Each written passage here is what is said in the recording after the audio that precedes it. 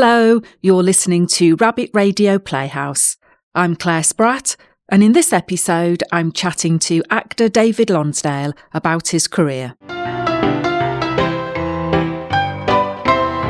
Hello David, thank you for joining me on the podcast today.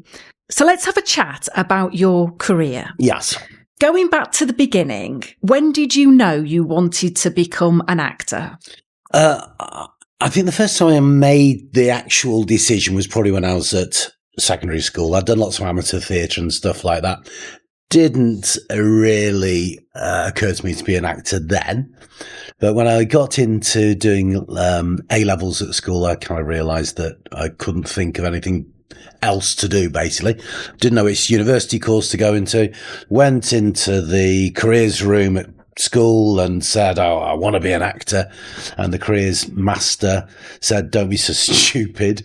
And I think it was that moment when he said, don't be so stupid, that I decided I was going to prove him wrong.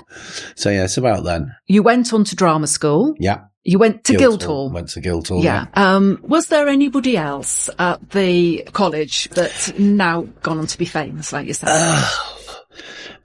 Good grief. Lots, I would probably say. One of the great things, I loved being at Guildhall because there are about 60 actors in the building, but I think there are about 500 musicians. So it's a big music school primarily, because it's Guildhall School of Music and Drama. And that enriched our time there hugely. I mean, on the acting front, there was Sarah Lancashire, Neve Cusack, who's there, Leslie Sharp, Sir Simon Russell Beale, which we're never ever going to let him forget, and other actors like Adrian Dunbar, he was there at the same time, and very famous for, Between the Lines or something? Between the Lines, I think it does. Anyway. Line of Duty. Line of Duty, that's the one. I knew somebody would remember that. But on the other side, the musicians, so like Guy Chambers was there, who's a very famous songwriter, wrote a lot for Robbie Williams and stuff, and classical people there as well, like Debbie Wiseman, who I think composed something for the Coronation and all that sort of stuff. A very rich environment to be in. So when you left college, you went into theatre, did you, first, or? Yes, I left college and went straight up to Theatre Royal in York. And I was there for a year and did a full season there. These back in the days when there was a lot more full fat repertory companies around, basically. So I did the rep there and went from play to play to play to play, and I was there for a full year. And then I decided, with the arrogance of youth, that I'd done enough theatre for the time being, and left. I left, didn't take an extension there. Left just before the pantomime, and started doing TV. And TV's where I've made most of my career's been on television, interspersed with lots of theatre. So I did about 4 or 5 rep seasons during the 1980s and a couple of tours. And then mixed in all the television in between. Yeah. And then it wasn't long before you went in to do a storyline in Coronation Street as Peter Barlow. I did. The 80s. So that would be 1980, mid-80s anyway. And I was Peter Barlow as, I think he was having his 21st birthday at the time. Ken Barlow had twins. That's right. Peter and Susan. Yeah, Susan. And back in those days, I believe Susan was going to marry Mike Baldwin. That's right, and Ken didn't like it, typical Corrie. And so I think I went in for our 21st birthday party and to further that storyline about Susan and Peter. But it didn't last. It didn't last very long. So I think about just a few months, that stint. Right.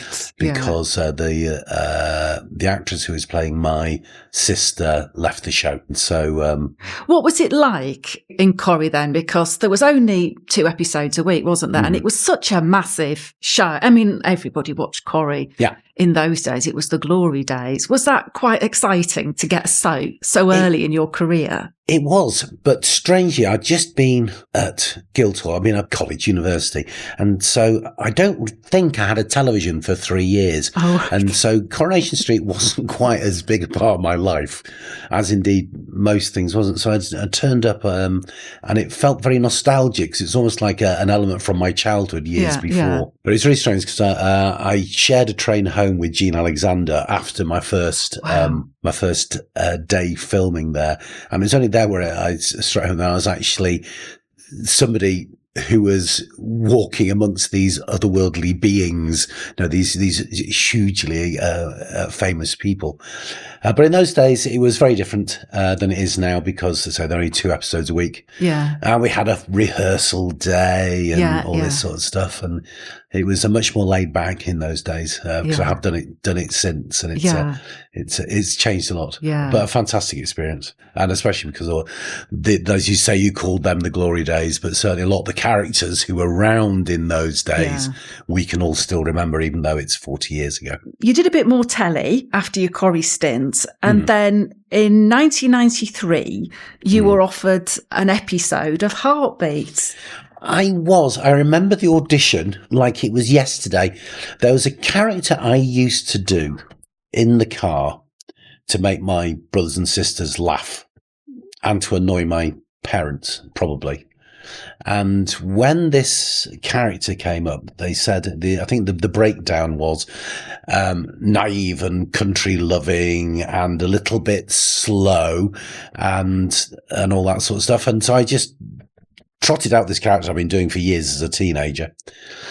And at the when I got the job, and I turned up and I asked the director, why did you choose me to do this part? And he said, well, we auditioned about 20 idiots and you spoke the fastest.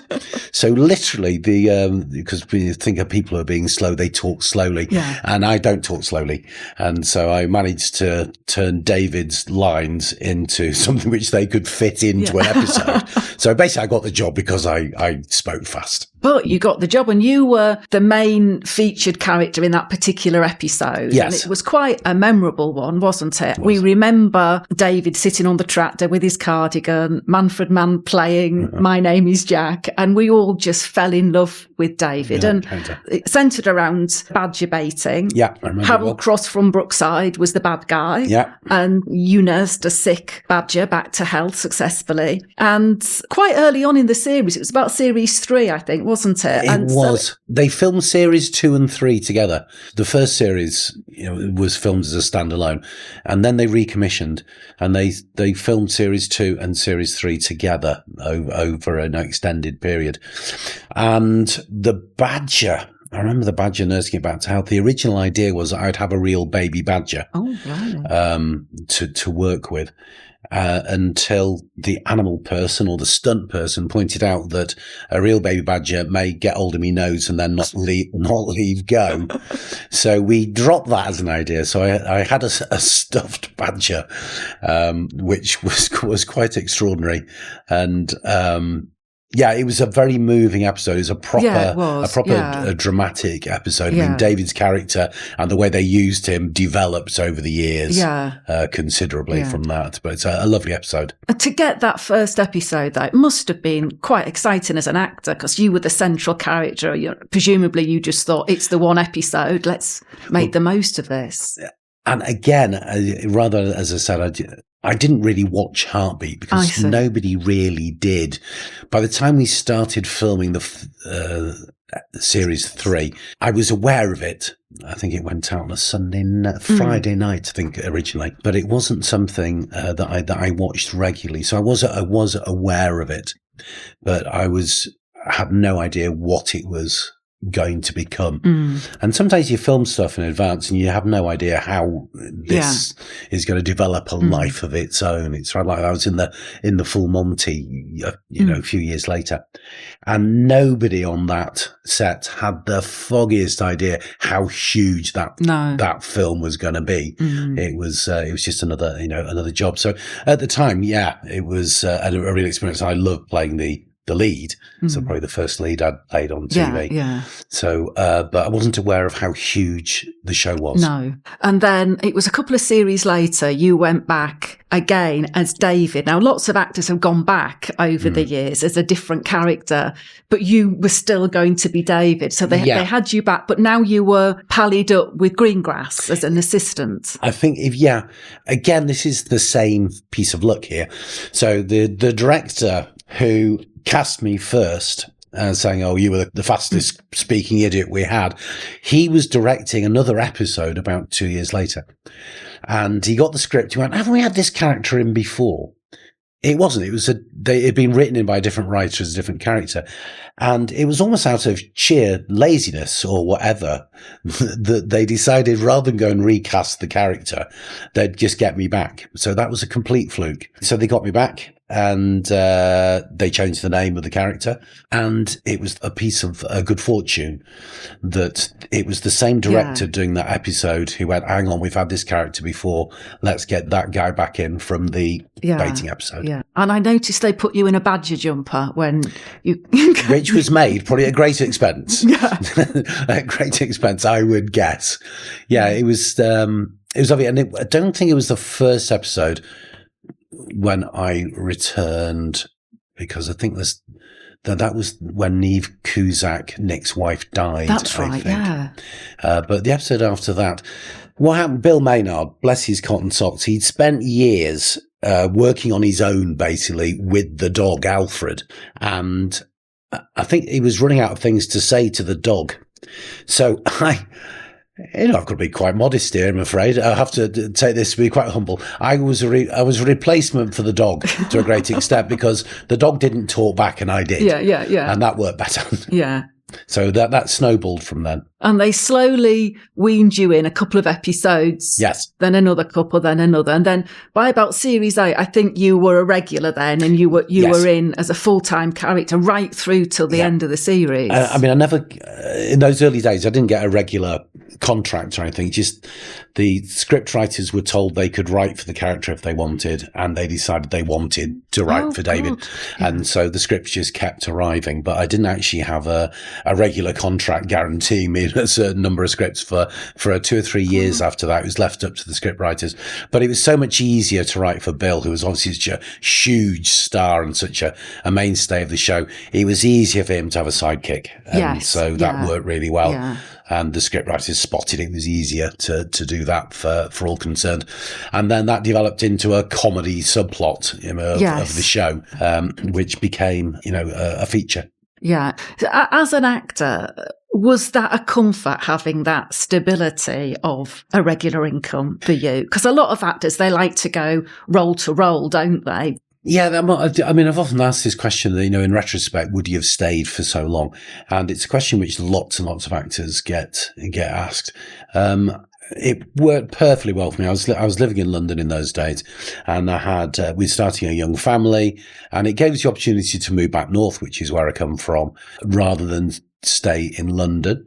And so yes, it was very comforting and gave you a lot of security while you got a young family growing up. Yeah. And it enabled me to do to do a lot of things that I otherwise maybe wouldn't have been able to do with my family. Yeah.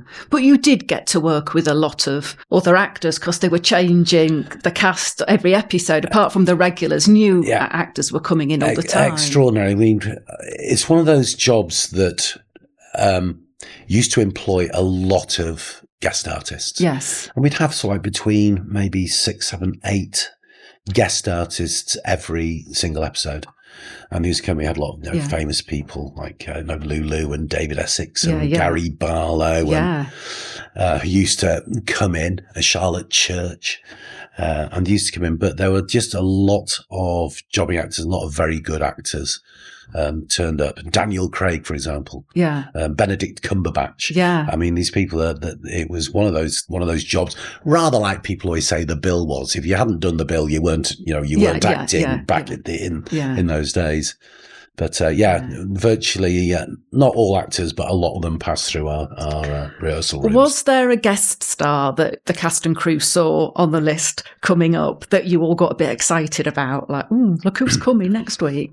Lots. I mean, some of the big names. There was always something. Gary Barlow had a particular effect on, largely, one has to say, on the female members of the company. But he turned up, and it was at a time between Take That's first collapse, if you'd like. They kind of like split up, and the newspapers were all over Gary because they were saying I think they were saying, look at him, he's let himself go, and he's over, he's washed out after that first burst of fame. And that it was during that lull in his career that he did Heartbeat, and he turned up, and we were absolutely thrilled. And he turned up, and there is an episode, the episode that Gary's in. A lot of it is filmed in long shot, as I remember. There weren't quite so many close-ups for 2 or 3 of the scenes. And this is because Gary entertained us one night where a piano magically arrived in the pub in Goathland. And Gary was invited to our normal crew social evenings, and he kept us up all night playing his hits. And it was one of those memorable moments that I know anybody who was on that show will remember. Is having Gary Barlow sitting at the piano and stuff. I think, as I remember, I was responsible for keeping him in drinks during the night, and he played, and then accompanied drunk members of the crew singing terrible karaoke. Yes. So, yes, he was probably the most memorable. Yeah. But we had a few. So you were partnered up with Greengrass. Yeah. Bill Maynard was, of course, a big name, big draw of the show. So he kept telling me. You were then in the heart of all the comedy capers that Greengrass got up to. What was it like working with Bill Maynard? Bill, and I've said this to his face a long time ago, comedians, a lot of them are, they're loners and they do work for themselves. Yeah. And Bill was a perfectionist as well. And so he was a very difficult man to work with on a day-to-day level. Right. We got on fine personally, which was very good, which was lovely. But because he was a perfectionist, you forgot any of his other foibles, because the actual product on screen was beautiful. I mean, it was fantastic work that came out. But he used to quite often, we stayed in the same hotel, and I quite often didn't know what my lines were until breakfast on the same day we were filming them, because Bill the night before would get the script, and he'd come downstairs, he'd rewrite it, and he'd come downstairs, right, David says, right, I'm not doing that rubbish. You say this, I'll say that. You say this, I'll say that, and we'll do that. And we went down to set, and the poor directors were handed Bill's new script, only his lines. He didn't rewrite anybody else's stuff, only our scenes. So it was tricky. It filled you. It was very energizing. Let's put it that way, to work in that way. But he'd had a lot of success before Heartbeat. Yes, yeah. And he had this level, and so he'd earned it. Yeah. He certainly felt he'd earned the right to to rewrite stuff. And nobody minded. The writers were okay. Oh, sure, they were furious, but nobody asked them. Yeah. They just turned up and they'd get new lines. Obviously, the producer would be on set and would check that everything was right, and the storyline was never altered. It's just that Bill was, very much himself, and he'd have his own, his own dialect. Yeah. But he'd certainly have his own catchphrases, and a lot of that stuff he wrote in. Yeah. So Greengrass left. Bill was poorly, wasn't he? Had a stroke. Is that right? He did. He had, on set. I mean, he started going on set. I remember the scene very well, and he started complaining he didn't look right, and I think he was losing, some of his peripheral vision a little bit. He came back, and then he went, and then I think he may have had another one. I don't remember very clearly. He was determined he was going to come back, but you could tell that he was failing quite suddenly during that part. And then they realised that he'd had a stroke. Greengrass did go on into the Royal, didn't he, for the first series? I think because he could stay in bed. Because his speech was okay, was it? It was just he couldn't move. Yeah, absolutely. Yeah, his mouth, unfortunately, was in perfect working order. He told me about it because I think I was in the first episode of the role that he did. And it's perfect for me. It's lying down acting. And it was lying down acting. It was Bill. He always wanted to come back onto Heartbeat. He loved the show. And he wanted to come back onto Heartbeat. And he said, just put a chair or a stool in the corner of the Aidensfield house, and I'll just sit there. I don't need to walk around. Yeah. And so he was envisaged this thing. But I remember the producers at the time, they said that Greengrass was such an important character in lots of people's lives that they felt maybe people would be a bit sad because in a close-up, you see the life had gone out of his eyes in some way. Right. And it was for that reason, because the rest of his brain and his mouth were in perfect working order. So he didn't get a big farewell episode, really, did he? They sort of wrote him out. Yeah. Can't remember what he did. What did he do? Did he go and stay with his sister? He went to the West Indies, I think, to live with his sister. Came into money, I think, something like that. And I wonder what he's doing. All we knew was Bernie had given him a lift to the airport in the house, maybe. It was something like that, yeah. That's the one. It's like on soap operas. You can always tell when people aren't coming back because they leave, their last scene is in the back of a taxi. A taxi, yeah. And you just know that that's it. You never see them again. But, Bill left. There was probably, at that stage, he might have felt that he was going to come back. He wanted to come back. Yeah, yeah. But then things moved on. Yeah, because then, of course, you got a new village rogue in the shape of Vernon Scripps, which was Geoffrey Hughes. Again, a face we knew really well. How was that? Slightly different. Presumably he didn't write his own dialogue. Or No, he didn't.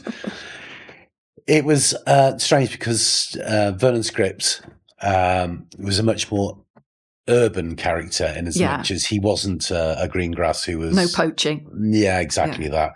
He wasn't a countryman. So the scripts altered. Yeah. Slightly. I mean, but it was generally the old rogue and I was still generally the sidekick. Was Vernon brought in because Greengrass was leaving? They felt that they wanted to keep the formula.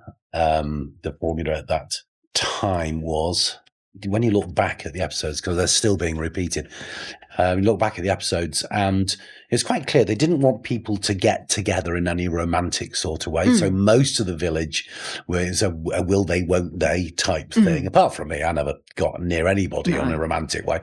So that was one part of it, keep everybody single. And the other part was keeping the subplot and having the rogue, the ne'er-do-well. Yeah. Running that. Yeah. And then Vernon eventually left himself. That was a terrific exit for him because he was escaping the tax man and he faked his own death and it turned out to be a con man and he was dressed as a woman on a train leaving, but he nipped back to get his passport. It was very, very funny. It's very funny when you read a script and you realise that Jeff Hughes is either dressed as a woman or pretending to be a ghost. I remember that, yes. And so your next scoundrel was Auntie Peggy, played by Gwen Taylor, who, again, another one that we knew from other TV shows. So this is sort of a hat trick now, isn't it? You've got three great acting co-stars for you to work alongside. Yes, who managed to put up with me. Hang on, it's really strange because I became almost like the constant during those those. Aunt Peggy was much more like Greengrass in lots of stuff because she's more of a country character and stuff like that. And they all brought their own twist, their own side to the characters. Yeah. And Gwen came in, but again we reverted back to much more country. Poaching again, much more poaching, that sort of stuff. And making up the trio, of course, was Peter Benson as Bernie, who was usually the reluctant third part of your trio in the money-making schemes. Yes. But he was so dry, wasn't he? He's such a good actor. Absolutely terrific. He was such a good... He was one of the actors on that show who I felt, like Bill Simons, who played Ventress and some of the others, who were virtually incapable of doing a bad job. They were virtually incapable of turning up to work without being brilliant. Peter and I shared a caravan for years, so I got to know him terribly well. But the dryness of that character, and it's just he was very finely drawn, that character, and like I have to say, lots of actors, there are huge elements of Peter there. Yeah. I mean, he was just a wonderful man, but so dry. I mean, sometimes just an eye roll is all it took with Bernie scripts, wasn't it? Absolutely, it did. And this gentle, constant apathy to life in general, which I'd say was occasionally reflected in Peter and I in the caravan when we'd sit there on a windswept Yorkshire moors. It was it's a shame really, because there's a lot of the older cast have gone now. Yeah, and. It's lovely to see them on television because the show still repeats. I think it's on 6 times a day or something between ITV it is. and ITV3. I think it's on all year round, really. It has been Series 1 to 18, then back to 1 again, almost on a loop, which is very strange, because when I'm walking down the street and if people stop me, they will come up to you and say, "Oh, have you managed to get that washing machine fixed?" or whatever. And I have no idea. This is something I probably filmed, I don't know, 25 years ago, and I've got no idea what, but it's been on that day. And on the occasions that I do watch it, it's very strange, depending on what part of the series that they are up to. I can see myself as a relatively good looking 31 or 32-year-old, and then you turn the television the next day and you see you have decayed into some decrepit person who's 15 years older. Do you like to watch it? Do you like to see yourself? It's yes. Occasionally, I don't watch it regularly, but it's quite nice. What's entertaining and a little alarming is that I have no idea how the story's going to end. I can't remember them because I filmed, I don't know, 200 and odd. I can't remember. So it's nice you're watching it. You have no idea what's going to happen to him. There's very rarely I remember. There's some of those standout episodes that I do remember. I remember we were sitting waiting for the rain to stop, which we did quite a lot as a cast. And we were sitting there, we were in Ashfordley Hall, and we were watching an episode of Inspector Morse. And the whole cast was sitting there and watching this episode. And about 3/4 of the way through, I walked onto the screen in Inspector Morse. I had no concept that I'd done it. Had no idea. I went, oh, God, that's me. And I just walked on. But it gets that, especially with Heartbeat. I have no idea what's going on. One of the other characters that you were partnered up with was, of course, the dogs, Alfred, Deefer. Yeah. These dogs, because I think 3 dogs played Alfred over the years, didn't they? They must have been very well trained, because they seem to follow you and Greengrass around wherever you went. Was there a trick to this? Did you have sausages in your pocket? Or how very dare you? No. Or did they were just highly love trained you? method actors. Yes, there was a certain amount of sausage involved, one has to say. Yeah. They answered to Alfred, but that wasn't their name in real life. But you called Alfred and suddenly a dog appeared at your side. Yeah. You have to remember the magic of television. Right. I mean, the fact that you saw me say the word Alfred doesn't mean that the Somebody's dog not trainer crouched beside wasn't you. hiding behind the camera saying Boots or Tramp or of course. Boots, Tramp and Rosie. They were the 3 Alfreds. And they're quite physically quite different. I mean, you will if you look for it. Yeah, they are. Yeah, they are. And then we had Deefer. Yeah, the Italian Spinoni, beautiful dog. Beautiful dog. Yeah, and they had some great storylines as well. These dogs, they were trusted with some quite big things. They were generally pretty well trained. It was nice that I was allowed to stroke them and snuggle them, but nobody else on set was encouraged to get too close to them, so that the dog had a relationship with me and obviously with Bill. In the case of Tramp.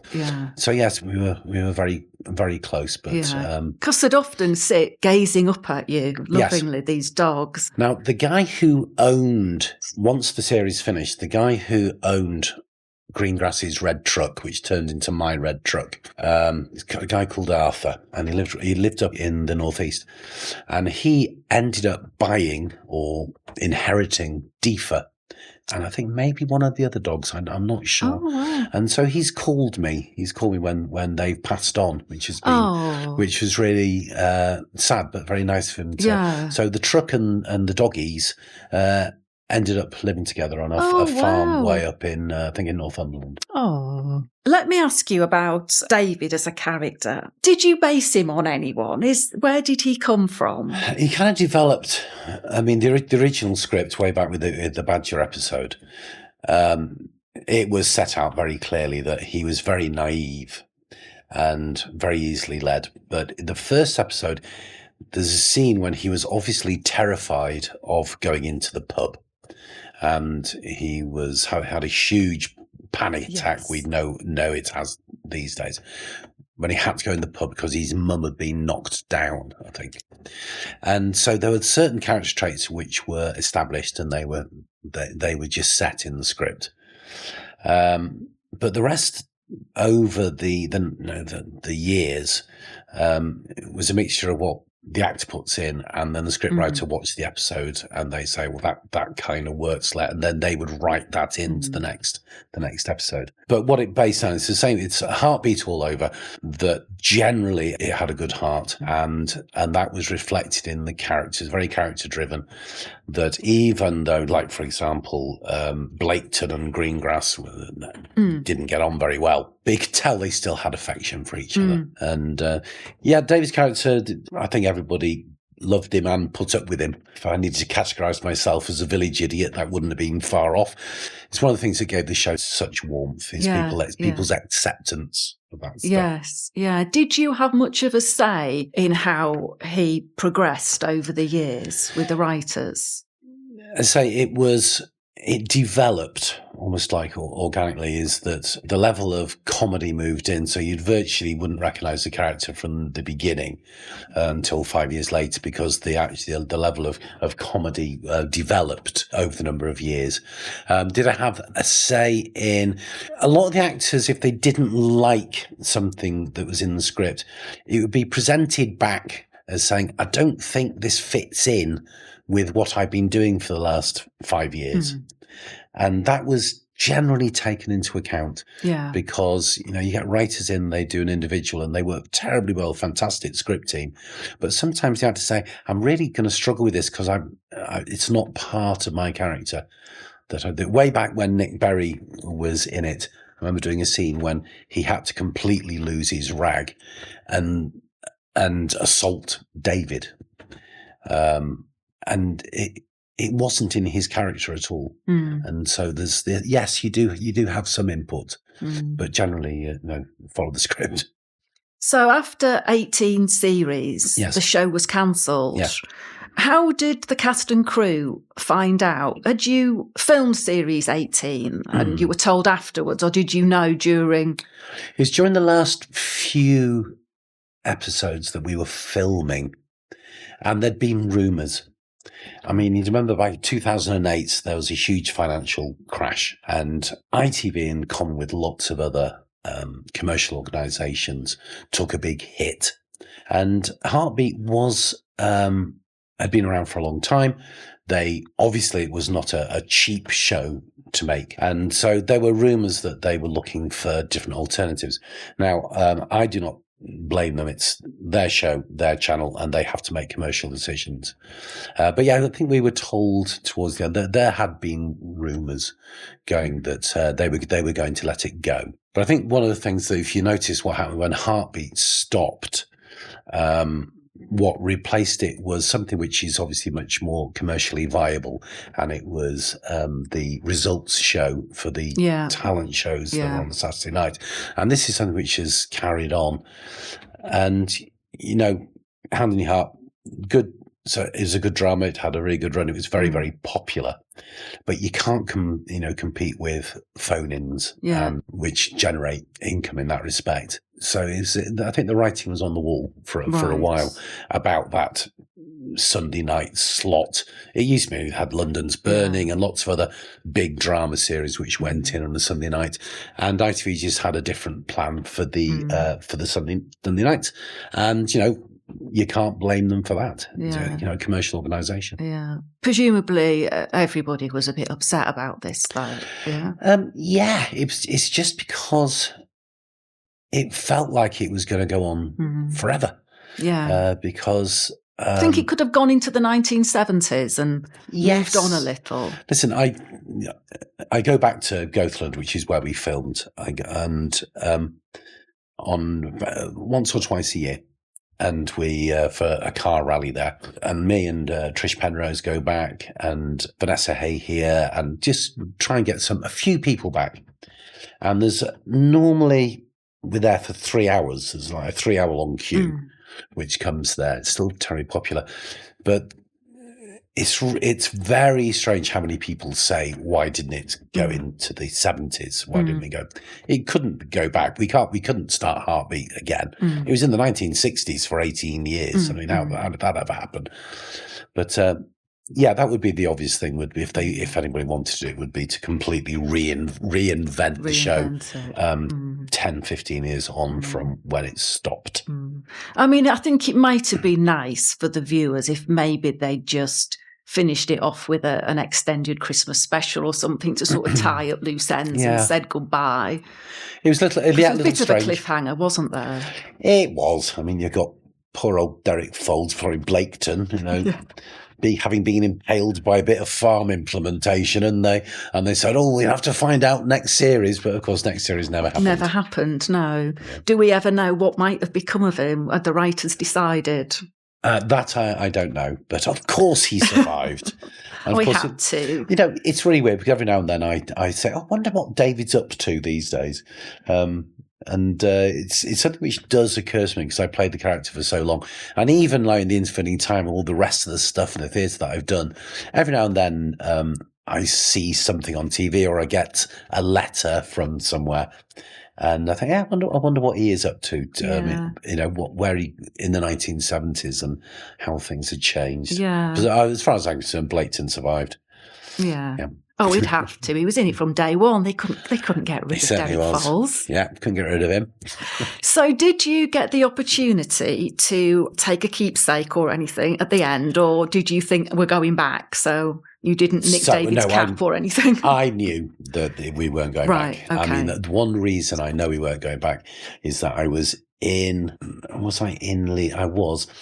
had a house near the studios, which I rented out after we finished. And the props guy, who I got on very well with, messaged me and said, just to let you know, we're smashing the sets up. And this was a few months after, there was still this narrative that the show was going to come back. But, when they smash the sets up, it's not coming back because they're very expensive things to do. So, yes, we knew. And I think we kind of, in our heart of hearts, knew.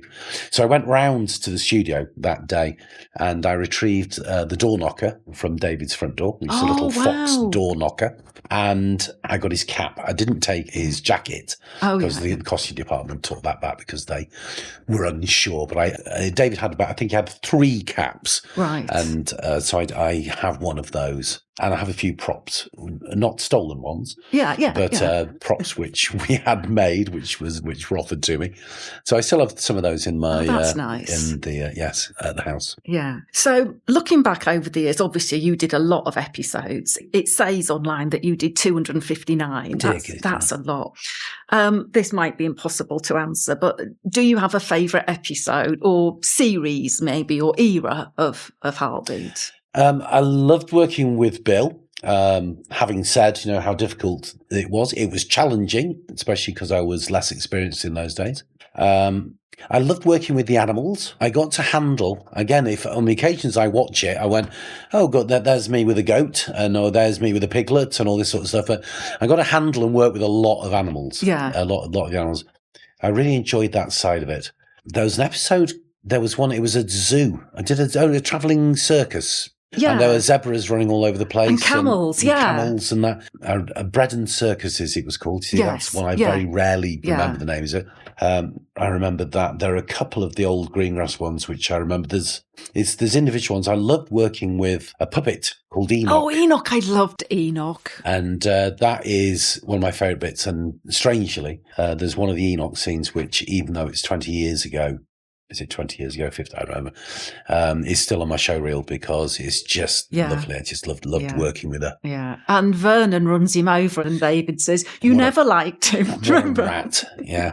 Yeah, it was very strange that, because it was written episode by episode by episode. There was very few through storylines, especially in the subplot. Yeah. And they ran over him. And there was one episode where I think I saved a greyhound. The last line of the episode said, I love whatever the greyhound was called. He's my new best friend. And of course, we never saw the greyhound. Never saw him again, no. Never saw him again. No. I must admit, when Greengrass left, I was a little bit surprised that he'd leave the country, but also leave Alfred behind, because they were so close, Greengrass and Alfred. And I did think, well, hasn't David got another dog? Hadn't he got a... It was strange. So I don't know. It's really hard. You don't know what the thinking is at the time, and whether they had decided that maybe Greengrass would come back from the West Indies or whatever it was. Yeah. But it felt strange, because for a couple of series after that, the van was still called Greengrass's truck, and it was still called Greengrass's house.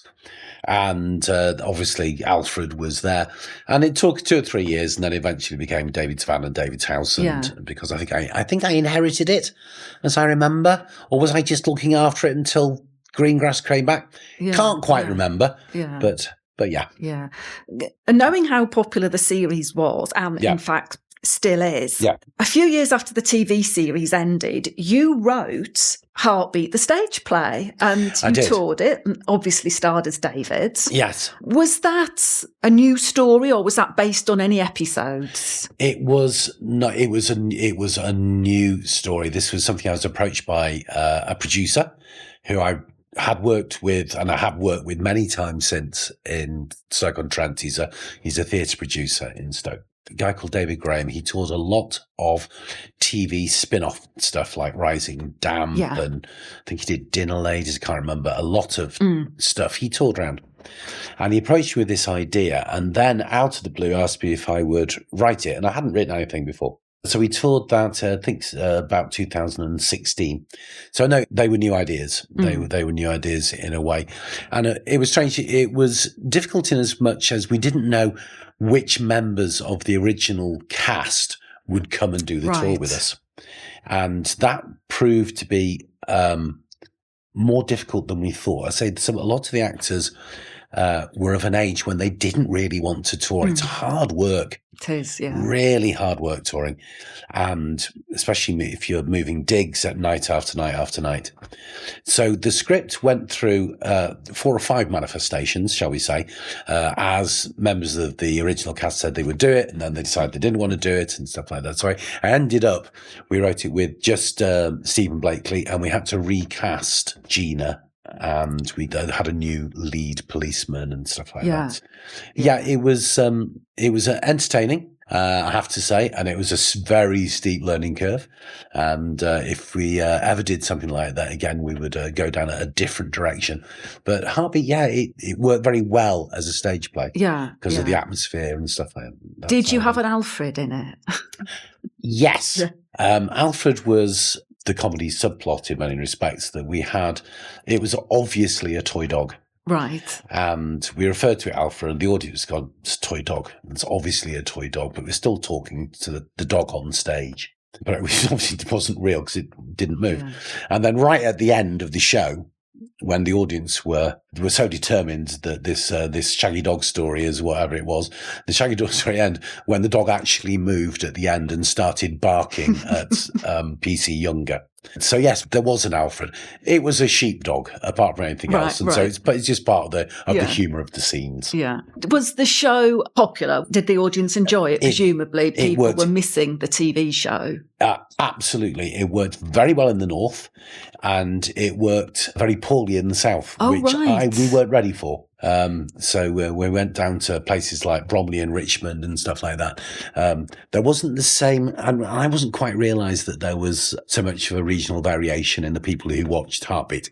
Maybe it's an obvious thing, but yeah, northern venues, we took up to Scotland, in Glasgow and Newcastle and Manchester, and those big cities worked really well. Strangely, we couldn't, during the tour dates, take it back to Yorkshire, which was very strange, but we couldn't get a date that fitted in Yorkshire. So it did very well in the north and not so well down the south. Yeah. Would you do something like that again? I think If we did it again, I would certainly do it as a musical. Oh, wow. Because the music was such a big part of the show. Of course it was, yeah. And I would certainly do it as, musical comedy. Yeah. Rather than try and take it around as a drama. That was something which was discussed. Did you have to ask ITV about this? Did they own the rights for the characters? Or Now, the characters were owned probably by ITV, but it was a few years, it was about 6-7 years after we'd finished. So I think they'd let their rights to that part of it lapse by then. So the characters were okay. But yes, of course, we had to ask. We had to get permission from Peter Walker, who was the writer of the original books. Oh, right. Yeah. But he was fine. But he hadn't written all the characters in. I don't think David was in the original Constable stories. So that was a creation that ITV had added. Because obviously, as we've said, it's still on TV all the time. And there is that huge fan base for it, not just in the UK, but worldwide. It's shown in other countries even today, isn't it? It's extraordinary. I think if the number of, fan mail, that's what you would call it, but certainly the contact I make through websites, a lot of it still comes from Scandinavia. I mean, it was very, very, very big there. And when we do the Heartbeat rallies and any sort of reunion stuff, there's a lot of people who come in from Denmark and Norway and Sweden. And it's huge. It was huge and still is to a certain extent, where it's still shown. But it's very, very popular overseas. Yeah. And I think it's not just the nostalgia of the 60s. Obviously, there's the music, the country setting, the odd scene when you go to the seaside to Whitby. It's got the full package. But I think there's also a bit of a nostalgia for the 90s and the noughties when people remember watching it first time round, because that was such a long time ago now. Absolutely. So if you think that it was set in 1962 and we were filming it in 92, which is obviously 30 years. So now, if you go about 30 years, it would be very firmly in the 90s. Yeah. I think people would be disappointed if the show didn't go back to the 70s. And there have been conversations about that, and there have been ideas have been batted around about that, because there's lots of the shows have made revivals. But that was for somebody much more grown up than me to make those decisions. So you say you go back to Goathland. There's a vintage car event every year, isn't there? Are there vehicles there that were actually in the TV show? So it started off it was called the Heartbeat Car Rally, and it started off with just vehicles which we'd use in Heartbeat. So Greengrass's truck would be there, and there'd be some of the police vehicles and Nick's motorbike. Just remember, I have no idea or knowledge or indeed interest in classic cars whatsoever. So I turn up at these events. I have no idea what's going. I kind of recognise a car that I may have driven, but not my bag at all. And they all know this. But we go back, but it kind of has developed, and now is a classic car rally. Right. But the ones that were on the show are the stars of the rally. And there are still quite a number of them turn up on a regular basis, and things which were it adds to the value of the car if the car was on the show. If you're selling it on and stuff, so there is a certain amount of value to that. But they're incredibly popular. I mean, thousands and thousands of people turn up. Wow! These things, it happens over a weekend, normally in about June. Say a number of the actors turn up, tend to be the northern-based ones, but still now increasingly there's more southern-based ones. Julie T. Wallace turned up to the last one, who played Sweaty Betty. Sweaty Betty. Everyone was very excited to see her. You drove quite a lot of unusual vehicles in Heartbeat. There was obviously the truck, the taxi. There was, I think, a coach at one point. I think you took some old folk to the beach or something. There was maybe a coach. There was Christmas episode. There was maybe a scooter or something, a mopedy type thing. But also, I think there was an episode. Wasn't there something with a tank?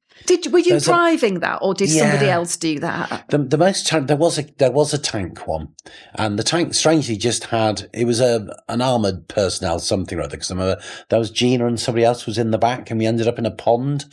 Can't remember that exactly that, but I know that the controls were the same as a car for that one, which is fine. Unlike once when I had to drive a steam traction engine, and that was terrifying. Absolutely terrifying, but because they're very open things, they wanted a few close-ups to make it obvious it was David driving. Terrifying. Those things don't have brakes. I mean, it's like you kind of have to turn them off and then put them in reverse or let them roll to a stop.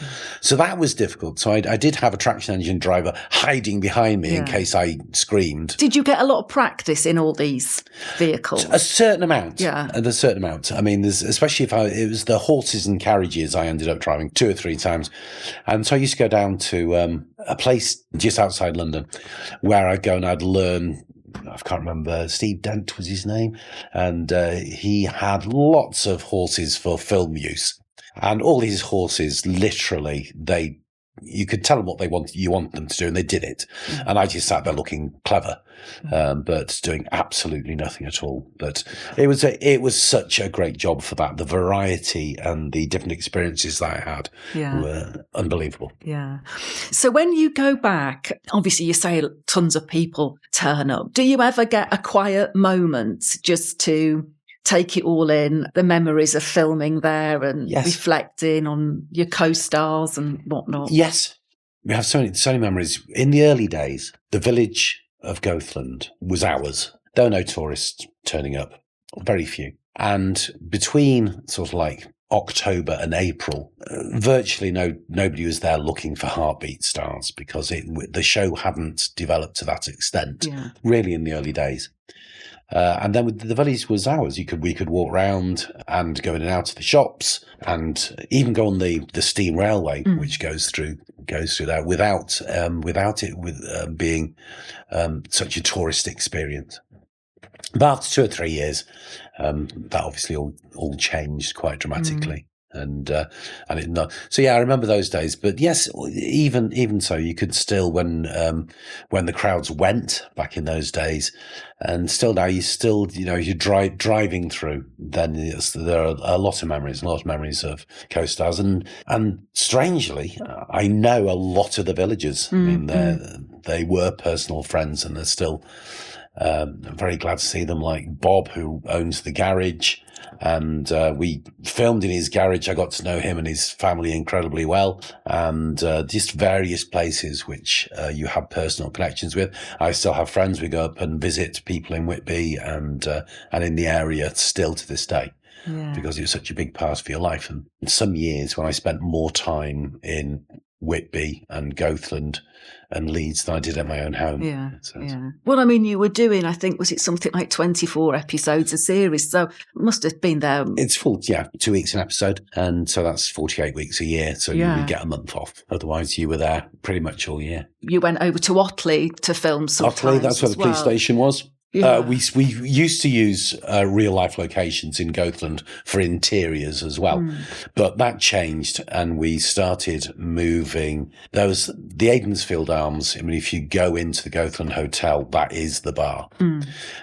But we were getting in the way of business basically as well, because we'd need to shut the pub for 2 or 3 days during the week, and that was a problem business wise for them. So we went in, took photographs, measured up, and then rebuilt the pub in Leeds. So we had an old, strangely, it's where Sewing Bee, the Great British Sewing Bee, Sunnybanks Mills. So when I watched the Great British Sewing Bee, I went, oh, that's our design floor. And so there's a big mill building in Farsley between Leeds and Bradford. And we filmed there. So we built all the interiors were there. And so because we were there for a lot of the week, we used some local exteriors as well, if it worked out. So after Heartbeat ended, you went back to life as a jobbing actor. You've appeared in quite a lot of TV shows Yes. since you left Heartbeat. Let me just list a few. So you've done Casualty, Hollyoaks, Emmerdale, Doctors, Vera, The Bay, The Reckoning, The Thief, His Wife and the Canoe, and you return to Coronation Street. In fact, 2 returns. Yeah. Not as Peter Barlow. That gig's gone to somebody else. Absolutely. What's his name? Chris Gascoigne, the rat. He stole my part. He's got it. So you were 2 separate characters. Yeah. About a year apart, weren't you? Yeah, one of them was just was it an investigator or something? That was just a one-off. And then a couple of years later, they asked me to go back as Tyrone's abusive father-in-law. There was Tyrone was married to somebody called Kirsty, and I was her father. And there was and as happened the first time that Natalie Gumedi played the part. And as with the first time in Coronation Street, on the first day we went back, Natalie said, "Hello, I'm your daughter." And we introduced ourselves, had a chat, talked about the script. And then a few days later, she said, "Oh, just let you know, I'm leaving." So she left the same way that Susan had the first time. Yeah. Natalie left and has done very well since. I mean, but she left the show. She, took advice, and there is some advice which says you should only stay in a regular character like that for 4 years or whatever it is. And obviously, Sarah Lancashire and Saran Jones both heeded that advice and moved on. At the right time for them. Yeah. So I went back, and I think there was an episode a few years ago when they actually mentioned, I've forgotten the name of my granddaughter, but anyway, Tyrone's daughter is my granddaughter. And they actually mentioned that Mum and Grandma had died, but Granddad, being me, was still around somewhere. Oh. So, you never know. You never say never. So you say earlier that when you were in Corrie, you got rehearsal time and everything. And obviously times have changed since the mid-80s. What's it like now as an actor in a soap opera? How has it changed since the 80s? Because they do multiple episodes a week now, don't they? They do. It must be tough for inexperienced actors to go in. However, young actors these days are much more aware of TV and that sort of stuff. So it probably wouldn't phase the crop of actors that are coming out of drama school now or go into this now as much as it would have done at the time. But now it's very much rehearse, record. You do rehearse. You don't have a rehearsal day when you do the whole show. But of course, you go onto set and you do rehearse it like with any other TV. You have a quick run through. If there's any problems, you have another run through, and then you record it. I take my hat off to all soap actors because time and schedules really do get involved in a lot of decisions that are made. So yes, it has changed. The pace has to be quicker. The size of the cast has increased as well, which shares the work around. And it's still a very, very pleasant experience to work on. So even though it has changed dramatically, it's not terribly unlike lots of other shows. When you were there, did you bump into the new Peter Barlow and say, "How was you?" Or did you meet Ken again and said, "It's me, Peter from 1986"? Bill, bless his cotton socks. We bumped into him at a charity event, and he was there with his late wife. And when we were sitting at the same table, and she went, "Oh my goodness." She said, "Every time he sees you on Heartbeat, he says, 'There's my son.'" So he actually recognised me. That's good. And which is incredibly lovely. To think, because I was only played Peter years and years ago. I have met into Chris Gascoigne. I've said this so often that rat stole my job, but I don't think I've ever said it to his face. No. But I will do. He's gone now. I mean, I don't think he's in the program anymore. But if I see him again, I will tell him he stole my job. And another show you went into, Downton Abbey. The first film. I was just playing a policeman. It was a moustache job for me. And I think did they stuff a fake moustache on me? I can't remember. But yeah, that was, having worked in television, going into a proper, incredibly well-funded film like that was a shock. because the amount of space and the amount of effort that was put into that scene was in a police station. Yeah. And it was a treat. I'd forgotten that that's there are acting is very different. Depending on budgets, you get as much time as you want to get the part right, and the camera operator and the lighting people, which is why it looks so sumptuous. Which is again why when you're doing something like No, It's So Proper, everything has to work so much faster, and that's the lighting and the sound and everybody have to work so much faster. So yeah, appearing in Downton Abbey was such a treat, and going to I think only my second or third premiere in Leicester Square as well. So that was lovely too. Yeah. Do you mind people knowing you as David from Heartbeat? Because if we see you in Downton or Vera or something, oh, look, it's David from Heartbeat. Yes, I know. Do you mind, or are you quite chuffed to be associated with such a lovely programme? I mean, increasingly, it's never bothered me. I've always viewed it as being part of the job and quite a pleasurable one. 99% of the people are incredibly happy to see you and are very polite. It's very rarely a problem. It doesn't bother me at all. It's inevitable when you're in a show for as long as I was. I think I was full-time for, I don't know, a great number of years, 13 years, can't remember. But yes, that's sort of inevitable. I do this series of musical comedy things in Stoke-on-Trent, the New Vic in Newcastle under Lyme. And I've been doing them off and on for about the last 10 years or so. And it was quite funny because somebody came up to me and started in Southport, which is where I live. And they said, "Oh, it's you. Oh, it's you. Oh, it's you. And I said, "Where do I know you from?" And so I'd inevitably say, "Oh, you know me from Heartbeat." And they'll go, No, it's not that. And then they'd come up with, "I saw you in this series of shows, these Uncle Eric shows." But a lot of people click at me and go, "Oh, who are you? Who are you?" Yeah. And then after they've done that for a couple of times, if I don't tell them who I am, they will say, you're him off Emmerdale. They'll come up with something related but wrong. Yeah. So people's memories are fading, but I'm amazed how many people still do recognise me. Yeah. Do you keep in touch with any of the Heartbeat cast? And do they mind being known as someone from Heartbeat? Well, a lot of them have moved on, but they're still aware. Yeah, like Jason Durr. They are aware that they've moved on. Like Joe McFadden, they've moved on to other things. Joe does a lot of musical theatre. Nick Berry, of course, just called it a day. It wasn't for him.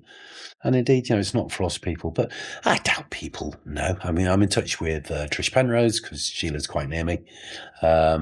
But so unfortunately, a lot of them have passed on now. Yeah. How do you cope with the uncertainty of being an actor? Does it scare you as you get older, or have you always quite enjoyed the? It's not something you did not knowing. I don't know any actors who would say they enjoy the uncertainty, but it's part of the job, and that's you. So most actors, during lockdown, for example, work stopped for everybody, as it did for everybody in the entertainment business. And it took about a year and a half before I started getting jobs again. You used to have to go and have a COVID test. And then if the COVID test came back positive, then you couldn't do the job. And it was quite tense trying to work through 2021 and into 22. So no, but during that time I started, I got a lockdown job because I didn't want to sit around for year and a half or whatever it was, teaching. So I teach drama and singing to adults with learning disabilities. And I've been doing this now for a number of years. And it was just a lockdown job, but I love the job so much that I carry on doing that. And then I just walk out and do the TVs as they come along. Yeah. When I was younger, I used to quite enjoy just not doing anything between jobs, but it's not good for you. It's not good for you. I thought that was something that people, did. You just devoted your life to your craft, but life's what happens as well in between. Yeah. Finally, is there any role or show that you'd love to be in? Do you like to go into the West End, or do you want to do an Acorn, or is there anything that you're burning to do? There's always, the theatre thing. I toured quite a lot during, from when Heartbeat finished for the first 5 years. I did a few national tours, and then of course the Heartbeat. So for about 6-7 years of touring, that's not something I particularly want to do. anymore. I don't particularly want to. It's hard work doing the same thing night after night after night. It is quite tough. I enjoy doing just good dramas. I mean, that's great fun. I've never done a proper sitcom since the 1980s, I think. But again, not something which happens very often. No. So I'd like to have tried that as a genre, but I don't, there's just not, they're not there like they did. It's quite old fashioned in that way. I'd love to go back and do some more in one of the soap operas, because that fits in with my lifestyle that, you know, you're not there all the time, or I certainly wouldn't be there all the time. I'd like to do a huge, vastly overfunded, overpaid Hollywood film. Of course. So if you could arrange that, that would be great. Thank you very much. You never know who's listening. You never know who's listening. Yeah. But just one of those when I had my own Winnebago. Nice. That would be great. Yeah. Well, we look forward to seeing what you're going to pop up in next then. my Hollywood epic. I should be there. David, thank you so much for chatting to me today. I've really enjoyed it. Thank you. Thank you very much. David has also recorded a monologue for Rabbit Radio Playhouse, Time in Paradise, available to hear on the podcast now.